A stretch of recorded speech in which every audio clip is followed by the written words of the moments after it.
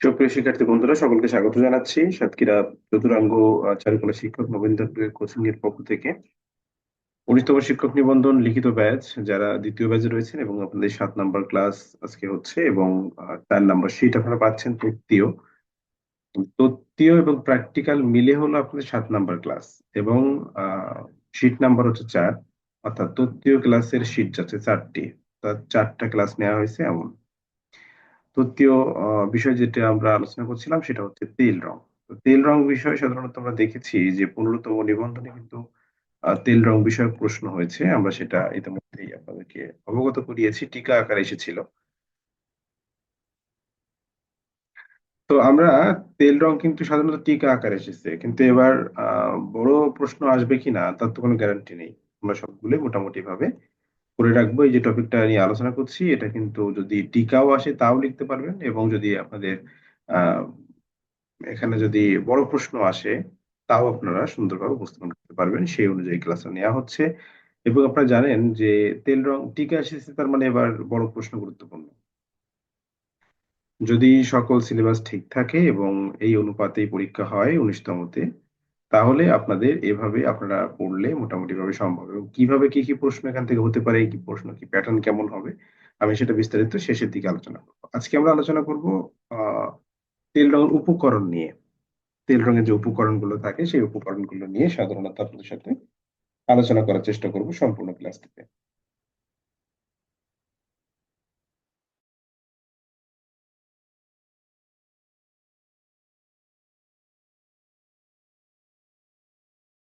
দেখুন, এগুলো কিন্তু উপকরণ বলতে মানে আহ সাধারণত আমরা উপকরণ এবং সরঞ্জাম, দেখুন আমরা সাধারণত আহ তেল রং পেইন্টিং করতে গেলে এখানে কিন্তু তেল রঙই হচ্ছে মাধ্যম, আর উপকরণটা হলো যে সকল সরঞ্জাম বা মাধ্যমকে ব্যবহার করে ওই কাজটি করা হচ্ছে, অর্থাৎ সবই উপকরণ।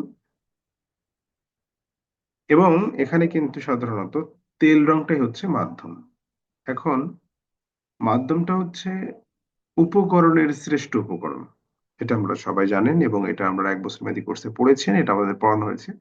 এবং আমরা এখন যেটা করবো যে কি কি উপকরণ আছে এবং কার কি কাজ, এগুলো জেনে এবং বুঝে নেওয়ার জন্য। কিন্তু এগুলো জানেন যে আমরা কিন্তু সাধারণত যারা হচ্ছে আহ এগুলো ব্যবহার করেছেন, তেল রঙের পেইন্টিং করতে, তেল রং পেইন্টিং করেছেন, তারা কিন্তু সাধারণত এই সকল বিষয়ে যে বিষয়টা খুবই ভালো করে উপস্থাপন করতে পারবেন, কারণ তারা প্র্যাকটিক্যালি এটা প্র্যাকটিস করেছেন।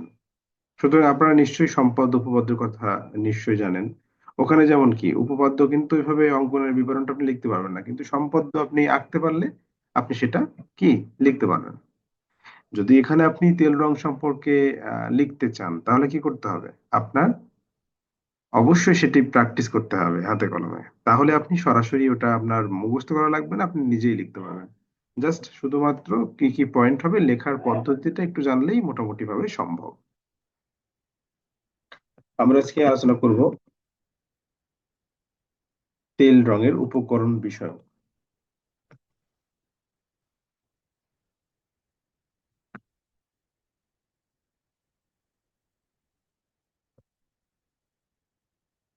তেল রঙের উপকরণ নিয়ে আমরা আলোচনা করছি। দেখুন, তেল রঙের উপকরণ বলতে 1 নম্বরে যদি আমরা আসি, sorry, আমরা 1 নম্বরে যদি আমরা আসি তাহলে দেখা যাবে যে তেল কিন্তু প্রধান উপকরণ। ঠিক আছে, তেল, তেল রংটা হচ্ছে প্রধান উপকরণ, কিন্তু এখানে তেল রয়েছে। তেলটা হচ্ছে, তেল না হলে কিন্তু আপনি এটা কাজই করতে পারবেন না। কি কি তেল, কোন কোন তেল, কেন তেল, সবগুলো আলোচনা করবো, কোনো সমস্যা নেই।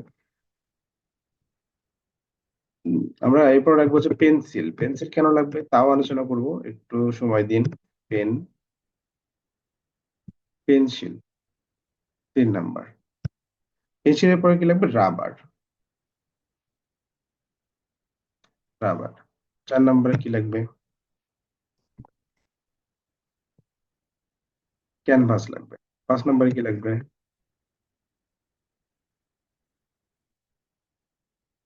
ব্রাশ লাগবে। 6 নম্বরে কি লাগবে, প্যালেট লাগবে। 7 নম্বরে কি লাগবে, দেখুন করণ কৌশল থেকে কিন্তু সাধারণত 10 মার্ক থাকে। হ্যাঁ, আপনাদের নিবন্ধন পরীক্ষায় করণ কৌশল বিষয়টি থেকে 10 মার্ক থাকবে। এখান থেকে 10 মার্কের মধ্যে সাধারণত যে বিষয়গুলো বিশেষভাবে উল্লেখযোগ্য, আমরা সেগুলো আলোচনা করার চেষ্টা করছি। কারণ এই করণ কৌশল থেকে কিন্তু 10 মার্ক পাওয়া কিন্তু খুবই সহজ ব্যাপার। আসলে সিস্টেম অনুযায়ী না আগালে কিন্তু পরীক্ষায় পাস করা মুশকিল হয়ে যাবে। অল্প পরিশ্রমে কিন্তু পাস করা যায়। কিন্তু এটা অনেকেই আসলে অনেক পড়ে কিন্তু আসলে সিস্টেম অনুযায়ী না পড়ার কারণে এই সমস্যাটা হয়। আমি চেষ্টা করছি সহজভাবে বিষয়গুলোকে বুঝিয়ে দেওয়ার এবং চেষ্টা করার। ইজেল, ইজেল রয়েছে তারপরে এখানে ৮ নাম্বার আমরা যদি আসি তাহলে দেখা যাবে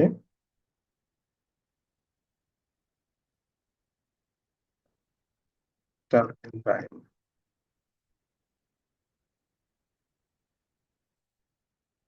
পরে ৯ নাম্বার কাপড় ও কাগজ। ১০ নাম্বার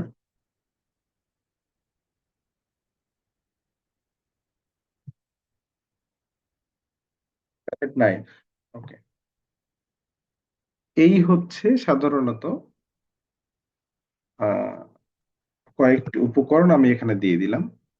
এখন কথা হলো এই যে উপকরণগুলো আমি দিলাম, এই উপকরণগুলো কিন্তু সাধারণত তেল রং করার জন্য প্রয়োজন। আরেকটা কথা বলি, অনেকে বলতে পারে স্যার একটি ক্লাস আপনি এতদিন ধরে কেন নিচ্ছেন, ২ সপ্তাহ ১ সপ্তাহ চলে গেল আপনি এক ক্লাস নিচ্ছেন আবার। দেখুন আপনাদের কিন্তু যারা ১৯তম ভর্তি হয়েছেন,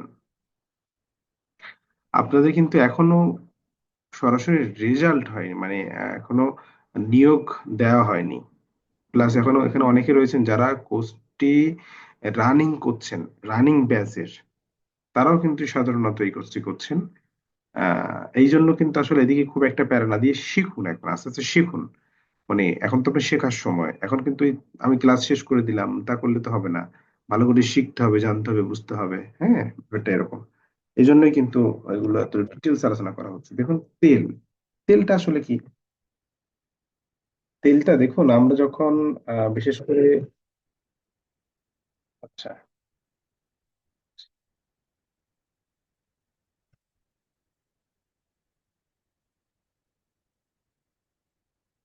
ঠিক আছে। আমরা তেল রং ব্যবহারের মূল উপকরণ হচ্ছে সাধারণত তেল। আপনারা জানেন যে তেল রং ব্যবহার করতে গেলে কিন্তু অবশ্যই তেলটা প্রয়োজন হয় বাইন্ডার হিসেবে। বাইন্ডার কি? ধরুন বাইন্ডার হচ্ছে, মনে করেন আপনি জল রং করবেন। জল রংকে হালকা করার জন্য আপনি কি ব্যবহার করেন? জলে কালারের সাথে নিশ্চয়ই জল ব্যবহার করেন।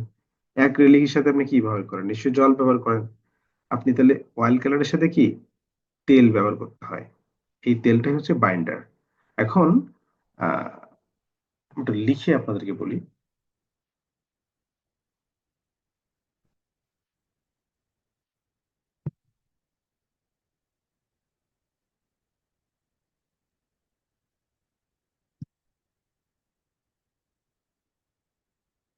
মূল উপকরণ হলো,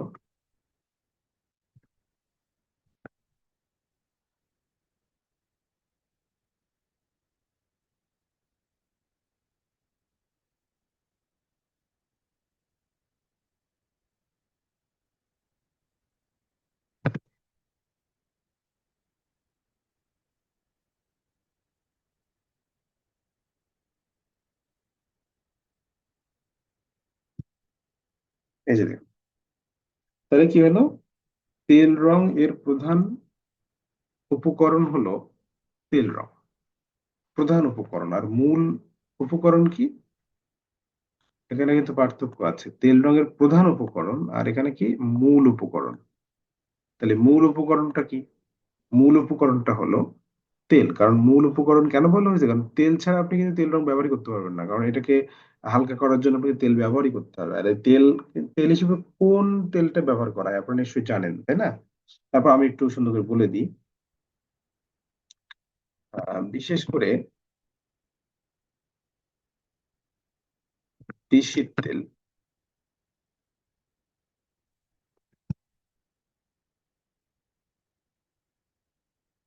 তিসির তেল বা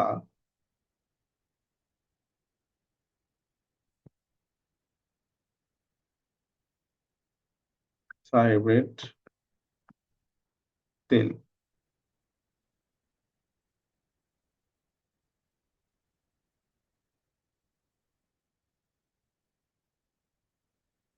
ব্যবহার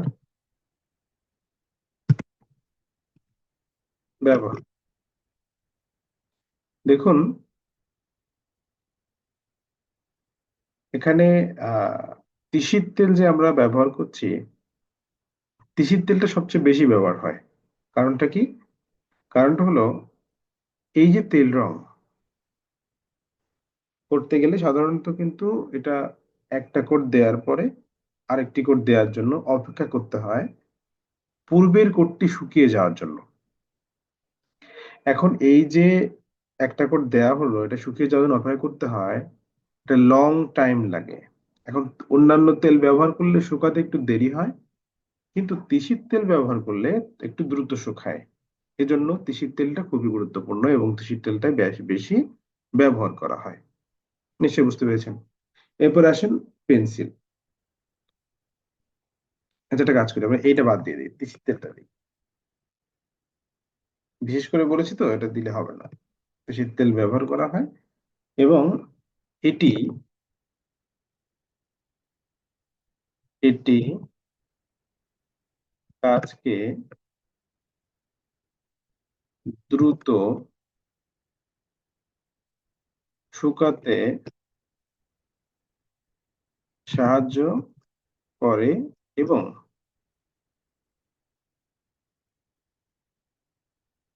উজ্জ্বলতা বাড়ায়। উজ্জ্বলতা বাড়ায় গেল।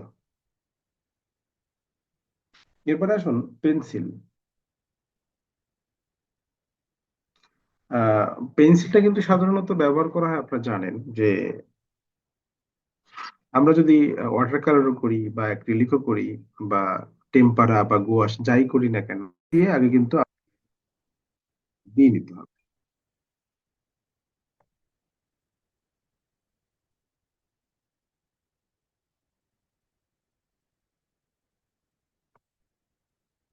হুম, তাহলে কি বলছিলাম, যে অবশ্যই কিন্তু পেন্সিল দিয়ে আপনাকে কাজটা করে নিতে হবে।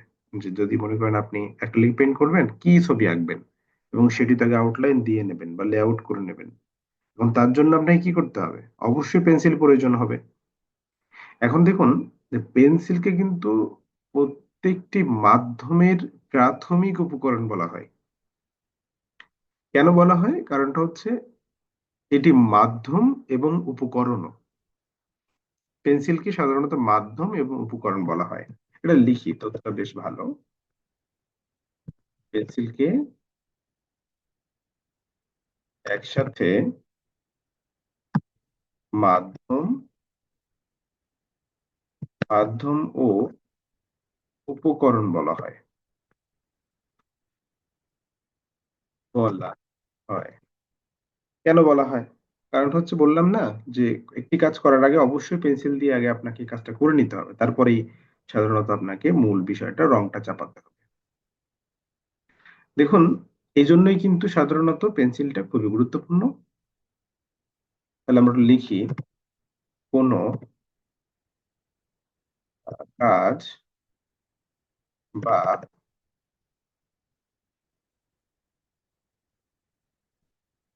পেইন্টিং করার আগে,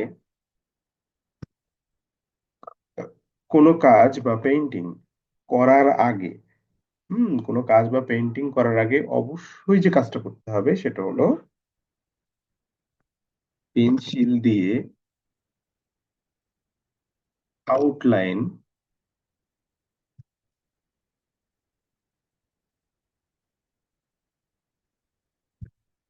দিয়ে নিতে হবে। আউটলাইন দিয়ে নিতে হবে, এজন্য পেন্সিলটা খুব গুরুত্বপূর্ণ। রাবারটা তো বুঝতেই পারছেন যে ভুল কোনো কিছু হলে সেটাকে সাধারণত মুছে ফেলতে হয়। তাহলে আমরা এটা যদি সুন্দরভাবে লিখতে যাই, ভুল সংশোধন করার জন্য রাবার ব্যবহার করা হয়, অথবা ফর্ম বা অনুপাতে কোনো ভুল হলে তখন সেটা আমরা করতে মানে মুছে ফেলতে পারি। লিখতে পারি আমরা চিত্রের আকার, চিত্রের আকার, তারপরে হচ্ছে ফর্ম, চিত্রের আকার, ফর্ম, অপেক্ষা করুন, চিত্রের আকার, ফর্ম, তারপরে হলো অনুপাত। অনুপাত ভুল হলে তা সংশোধন করার জন্য, সংশোধন করার জন্য, করার জন্য আবার ব্যবহার ব্যবহার করা সরি করা হয়। আচ্ছা, তাহলে আমরা কিন্তু বুঝে নিলাম চিত্রের আকার, ফর্ম এবং অনুপাত ভুল হলে সাধারণত আমরা সংশোধন করার জন্য এটা ব্যবহার করি। দেখুন, আপনি মনে করুন যে অনেক সময় ছবি আঁকেন, আঁকার সময় দেখা যায় যে আপনি যতটুকু জায়গা নিয়েছেন তার মধ্যে সেই ছবিটি ধরছে না। এখন তাহলে কি হয়ে গেল? আকারটা হয়তো বা বড় হয়ে গেছে, এই কারণে ধরছে না। তো আকারটা কিন্তু অবশ্যই গুরুত্বপূর্ণ। আকারটা আগে বুঝে নিতে হবে, আর আকারটা বোঝার জন্য সাধারণত আগে খরচা করে নিতে হয়। এটা আপনারা নিশ্চয়ই জানেন। এরপরে আসুন ফর্মে। আপনি কোন ফর্ম সেখানে ব্যবহার করছেন এবং এই ফর্মে যদি কোনো বিচ্যুতি হয়, নকশা করার সময় কোনো এলোমেলো হয়, তখন চট করে সেটা আমরা মুছে ফেলেই সেটা ঠিক করতে পারি। অনুপাত, দেখা যায় আমরা একটা অবজেক্ট আঁকছি, পাশাপাশি দুইটা অবজেক্ট আঁকছি। এখন একটা তুলনায় একটা ছোট হওয়া উচিত ছিল, পার্সপেক্টিভ অনুযায়ী কম্পোজিশনে ভুল আছে, বা একটা থেকে একটা ছোট বা বড় হয়ে গেছে, এমন যদি হয়, দেখা যাচ্ছে আপনি একটি একটি সুন্দর করে ঘর আঁকছেন, না ঘর ঠিক বলা যাবে না, ধরুন আপনি সুন্দর করে একটি কি আঁকছেন, একই অনুপাতে দেখা যায় এরকম, মনে করুন আপনি একটি কলস আঁকছেন, বা আপনি একটি ছোট পাত্র আঁকছেন, যে পাত্রটা দুই সাইডে কিন্তু সমান হয়, যেরকম মনে করেন বালতি। এখন বালতির এক সাইড বড় হলো, এক সাইড ছোট হলো, এটা তো হয় না, হয় বলেন? যখন এই ধরনের কোনো অনুপাতে কোনো সমস্যা হবে, তখন অনুপাত অনুযায়ী সাধারণ ভুল হলে সাধারণত সেটা আমরা ইরেজ করে বা সংশোধন করে আবার ব্যবহার করে এটা কমপ্লিট করতে পারি। এরপরে আমরা আসি ক্যানভাসের বিষয়ে। দেখুন, ক্যানভাসটা হচ্ছে কিন্তু ছবি আঁকার পৃষ্ঠ। মানে আমরা যেখানে ছবিটা আঁকি সেটাই কিন্তু সাধারণত ছবি আঁকার পৃষ্ঠ বলা হয়ে থাকে। এখন এই ছবি আঁকার যে পৃষ্ঠ, এটাকেই সাধারণত ক্যানভাস হিসেবে ব্যবহার করা হয়। আর এই ক্যানভাসটা কিন্তু তৈরি হয় সাধারণত পাট জাতীয় যে পাট জাতীয় একটা পাট, মানে পাট থেকে আর কি, পাট থেকেই সাধারণত এটা তৈরি করা হয়। এটার কাঁচামাল হিসেবে পাট তা বাদেও চিত্র আঁকানোর জন্য পেপার, কাঠের পৃষ্ঠায় সাধারণত ব্যবহার করা হয়। মন্দির থেকে।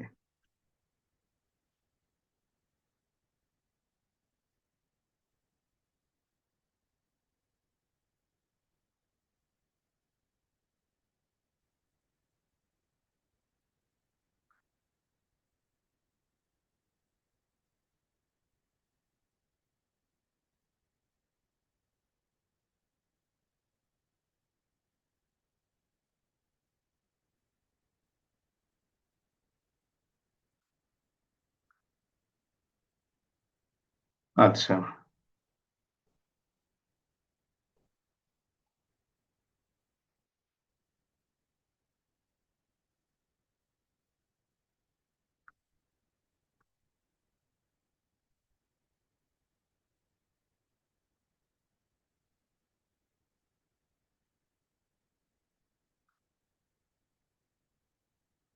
যে তাহলে আমরা যা আলোচনা করছিলাম যে বিষয়ে, সেটা হলো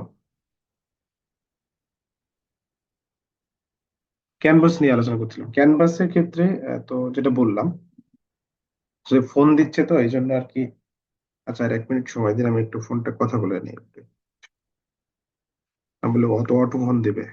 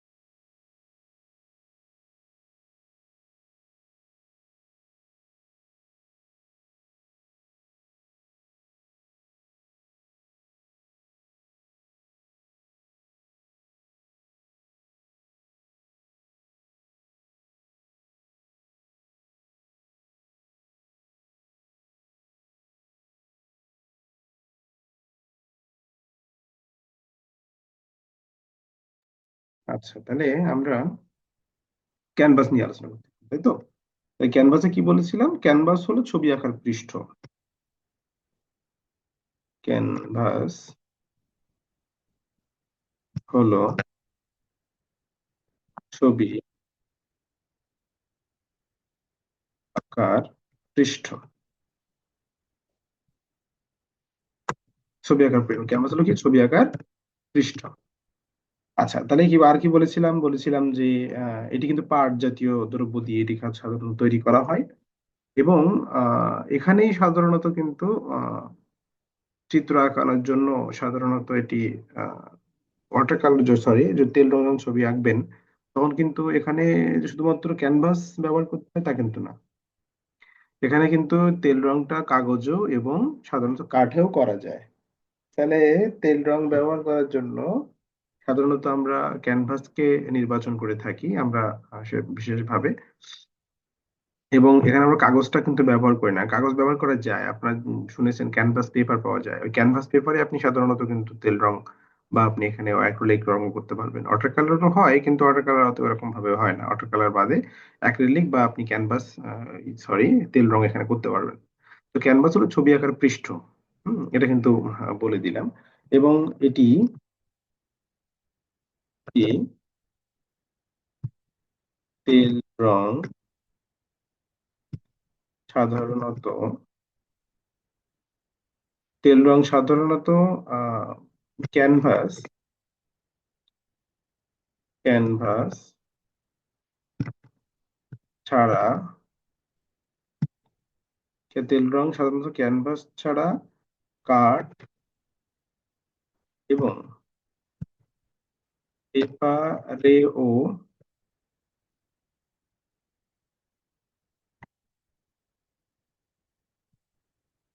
করা যায়।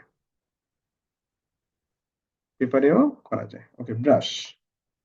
ব্রাশটা দেখুন, যে তেল রং করতে গেলে কিন্তু সাধারণত একটি শক্ত মানের ব্রাশ প্রয়োজন হয়, এবং খসখসে এবং শক্ত মানের ব্রাশ প্রয়োজন হয়। তো এখানে কিন্তু সাধারণত যে আপনি নরম তুলি এগুলো ব্যবহার করবেন তা কিন্তু হবে না। এই দিকটা একটু ভালো করে মাথায় রাখার চেষ্টা করবেন। আহ দেখুন, এখানে কিন্তু ব্রাশ এবং প্যালেট নাইফ, এই দুইটা সব জিনিস সাধারণত দুইটা ব্যবহার করে সাধারণত কাজগুলোকে সম্পাদন করা হয়। দেখুন এখানে আমরা যদি যাই, তাহলে ব্রাশ ব্রাশ হিসেবে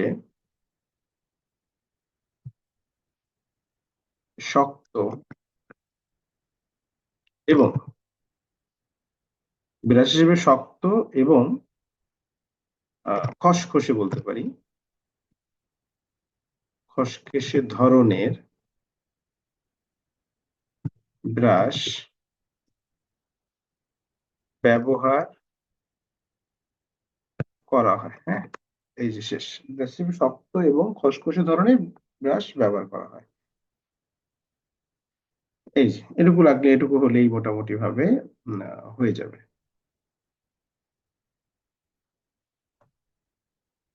এটি মূলত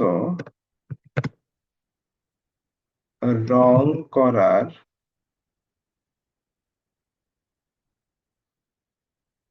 মূল হাতিয়ার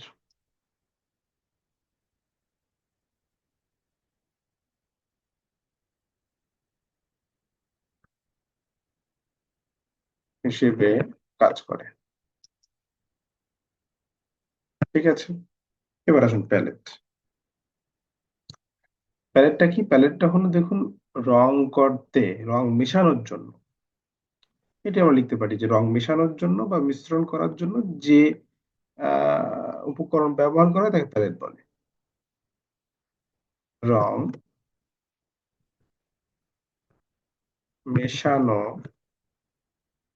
বা মিশ্রণ করার জন্য যে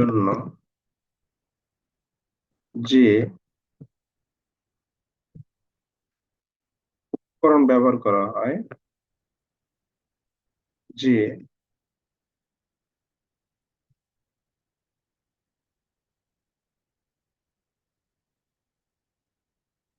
তাকে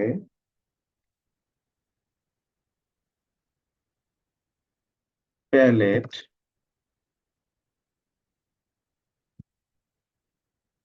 প্যালেট বলা হয়। ওকে, এরপরে আসুন ইজেল।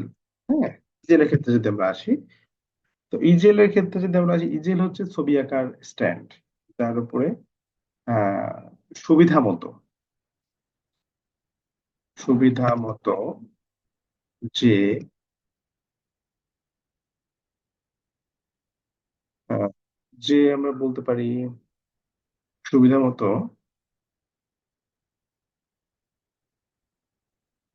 এটা সংজ্ঞাটা কিভাবে দেয়া যায়?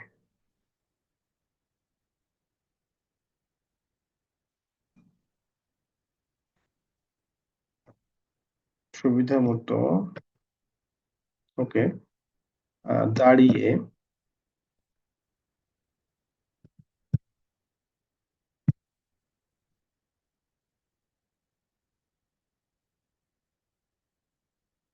দাঁড়িয়ে এবং বসে উচ্চতা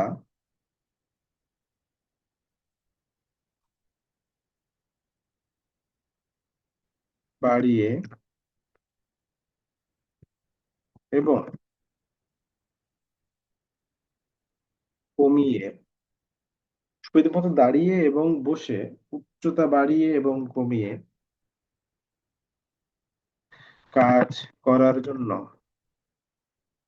কাজ করার জন্য বা পেইন্টিং করার জন্য লিখতে, কাজ বা কাজ না, পেইন্টিং লিখি, পেইন্টিং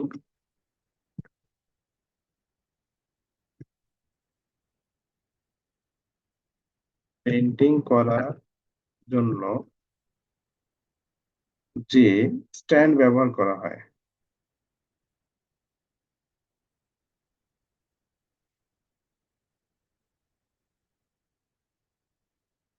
যে স্ট্যান্ড ব্যবহার করা হয় তাকে ইজেল বলে।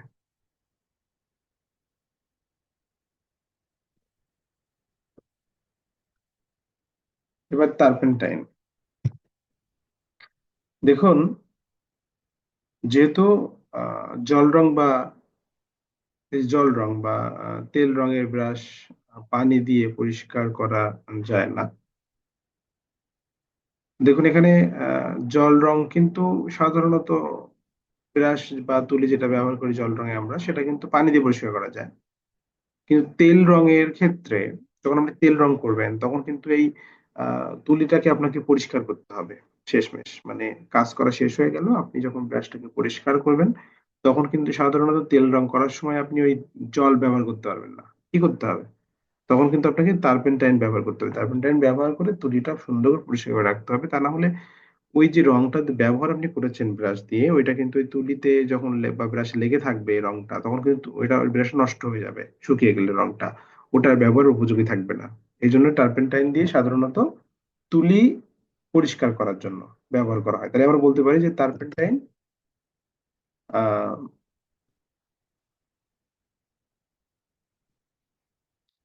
তুলি পরিষ্কার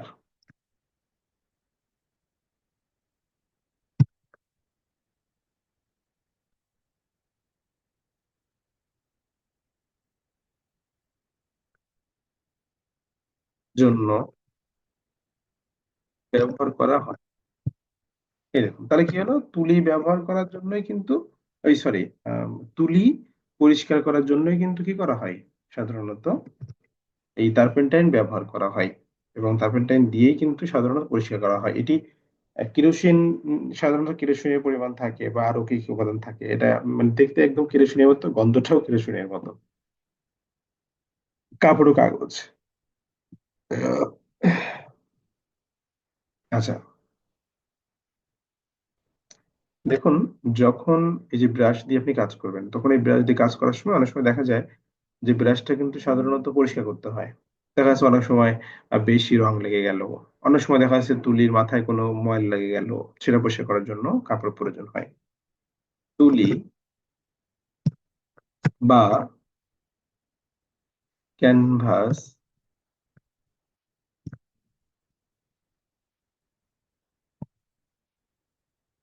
করার জন্য, তুলি বা ক্যানভাস পরিষ্কার করার জন্য কাপড়, কাপড় বা কাগজ, কাগজ প্রয়োজন হয়। ঠিক আছে, এটা আমরা বলতে পারি যে এতটুকু ওই জায়গায় কাগজ এবং এটি ব্যবহার করা হয়।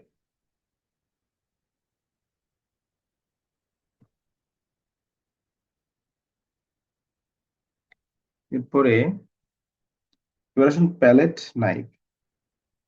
দেখুন প্যালেট নাইফটা হচ্ছে শিল্পী রং করার ক্ষেত্রে বা রং মেশানোর জন্য প্যালেট নাইফ ব্যবহার করে থাকেন এবং তাই এটি প্রয়োজনীয় একটি উপকরণ।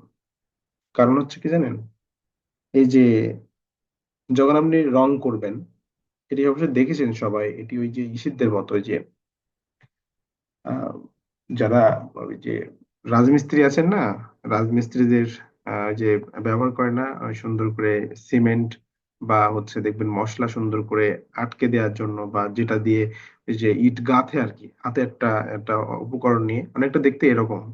এগুলো দিয়ে কিন্তু সাধারণত কি করা হয়, রং মেশানোর জন্য সাধারণত কিন্তু এগুলো ব্যবহার করা হয়, বা প্যালেট শুধুমাত্র এগুলো দিয়েই কিন্তু সাধারণত কাজ করা হয়। আবার এটা আপনারা দেখে থাকবেন নিশ্চয়ই, যে তেল রংটা কিন্তু সাধারণত ক্রিমের মতো, ক্রিমের মতো যখন থাকবে তখন সেটা যদি ব্যবহার করতে দেখতে হয় তখন এটা একটা ঝামেলা তৈরি হবে। এই জন্য এটা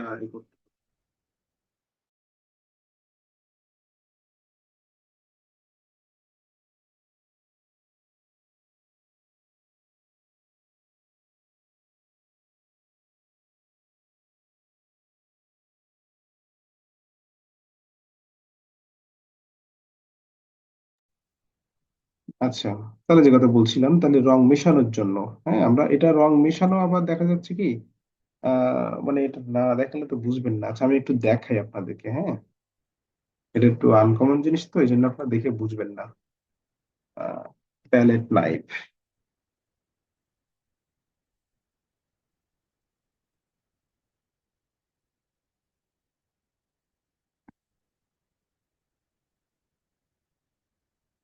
প্যালেট নাইফ,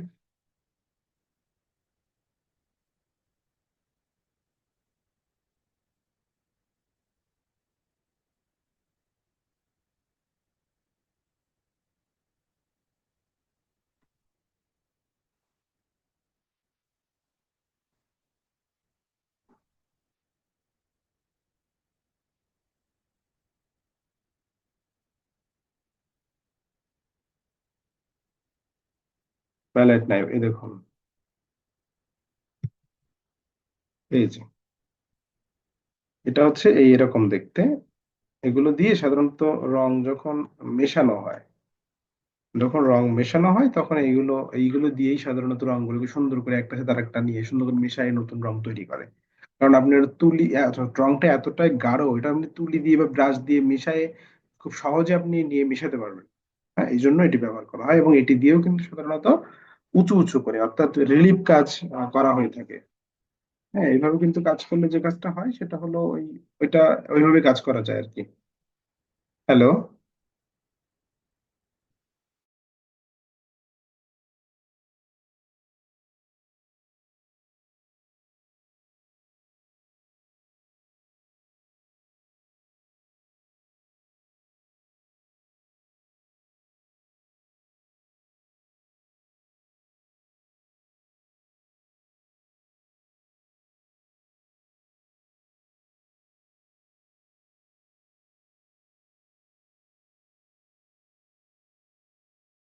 আজকে ক্লাসটিতে সকলকে স্বাগত জানালাম এবং আজকে ক্লাসটি সবাই করেছে নিশ্চয়ই। আজকে তাদের ডিস্টার্ব হয়েছে বেশি, অনেকবার ফোন এসেছে, অনেকটা ঝামেলা হয়েছে, এর জন্য দুঃখ প্রকাশ করছি। সবাই খুব ভালো থাকবেন। ক্লাসটি দিলাম, আপনারা সবাই সুন্দরভাবে এটা মুখস্থ করবেন এবং জেনে বুঝে রাখার চেষ্টা করবেন, যেহেতু প্র্যাকটিক্যালি এটা দেখানোর সুযোগ কম। এই জন্য আমি যতটুকু পেরেছি আমি সরাসরি আপনাদের তথ্যগতভাবে বোঝানোর চেষ্টা করেছি। বাকিটা যদি কোনো সমস্যা হয় তাহলে কমেন্ট বক্সে কমেন্ট করবেন যে এই জায়গাটা বুঝতে পারিনি, এটা বুঝিয়ে দেওয়া হোক। হ্যাঁ, তাহলে আমি সেখানে বুঝিয়ে দেবো। সকলকে চতুরাঙ্গের পক্ষ থেকে ধন্যবাদ জানাচ্ছি এবং বলছি যে 19তম চারুকলা শিক্ষক নিবন্ধনের জন্য কিন্তু ভর্তি চলছে। আপনারা জানেন যে আমাদের প্রতি ব্যাচে কিন্তু শিক্ষার্থী সংখ্যা আমরা রেখেছিলাম 15 জন, কিন্তু আসলে আমরা ভাবলাম দেখলাম যে সবকিছু মিলিয়ে আপনাদের একের পর এক যে জিনিসটা হচ্ছে সেটা হলো আপনার নিয়মিত ক্লাস কেউ করে না, রেকর্ড ক্লাস দেখেন অনেকে, দেখা যায় এরকম ব্যাপার দেখছি। প্রথম বলে আমাদের চাচ্ছি যে আমরা একটু সিট সংখ্যা একটু বাড়াই প্রত্যেক ব্যাচে। তো প্রত্যেক ব্যাচে সিট সংখ্যা আমরা 35 জন করে রাখছি। 35 জন করে রাখছি আমরা মোটামুটি প্রাথমিক পর্যায়ে। এখন যদি এটা সমস্যা হয় তখন সেটা ব্যাচ ভাগ করে দেবো। সমস্যার উপর ডিপেন্ড করে এটা কম বেশি করা হবে। তো এখানে যে জিনিসটা বলতে চাচ্ছি সেটা হলো, যারা নিয়মিত ক্লাস করছেন তারা তো করছেনই, এবং যারা করছেন না তারা অবশ্যই নিয়মিত ক্লাস করবেন। নিয়মিত ক্লাস না করলে কিন্তু সরাসরি জুম ক্লাসে, আপনার যেদিন জুম ক্লাস হয় সেদিন কিন্তু অবশ্যই জুম ক্লাসে যুক্ত হবেন। এখন সকলের সমস্যা সমাধান করার চেষ্টা করা হবে, এই হচ্ছে বিষয়। আর 19তম শিক্ষক নিবন্ধন কিন্তু ভর্তি চলছে, আপনারা চাইলে আপনাদের যারা পরিচিত জনরা রয়েছেন তাদেরকে এখানে ভর্তি করাতে পারেন। এবং আপনারা জানেন যে আমরা কিন্তু যারা একজন শিক্ষার্থী ভর্তি করালে বা দুইজন শিক্ষার্থী ভর্তি করালে আমরা কিন্তু আমাদের প্রতিষ্ঠান থেকে বা চতুরাঙ্গের পক্ষ থেকে আমরা তাকে একটা সম্মানী দিয়ে থাকি। সেই সম্মানীটা আপনারা অবশ্যই পাবেন। এবং যারা মানে আমরা চেষ্টা করছি যে প্রথম বলেছিলাম আমরা যে 5 জন করে একজন করে দিলেই 500 টাকা, এরকম একটা ব্যাপার আপনাদেরকে দিব। কিন্তু এটা কিন্তু মানে দেখা যাচ্ছে পরবর্তীতে অনেকের সমস্যা দেখা যাচ্ছে, অনেকেই অনেক কিছু বলছেন। সবকিছু মিলাই আমরা অনেকে নিতে চাচ্ছেন না এরকম। সবকিছু মিলাই একটা মোটামুটি একটা সিস্টেম আমরা করেছি, সেটা হলো আপনি একজন দিলে আমরা 250 টাকা আপনাকে দিব, এবং দুইজন দিলে 500 টাকা দিব। এরকম একটা সম্মানই আপনাদেরকে চট্টগ্রামের পক্ষ থেকে দেওয়া হবে। এবং চট্টগ্রামকে ভালোবাসুন, এবং চট্টগ্রাম যেভাবে আপনাদেরকে নিয়ে যাচ্ছে সেভাবে আগান, তাহলে দেখা যাচ্ছে যে লাস্টে যে আপনার ভালোটা প্রিপারেশন হয়ে যাবে। শিক্ষার্থী বন্ধুরা, ঈশ্বর সকলের মনোবাঞ্ছা পূরণ করুক, এই কথা বলে আমি ক্লাসটি এখানে শেষ করছি। সকলকে অসংখ্য ধন্যবাদ।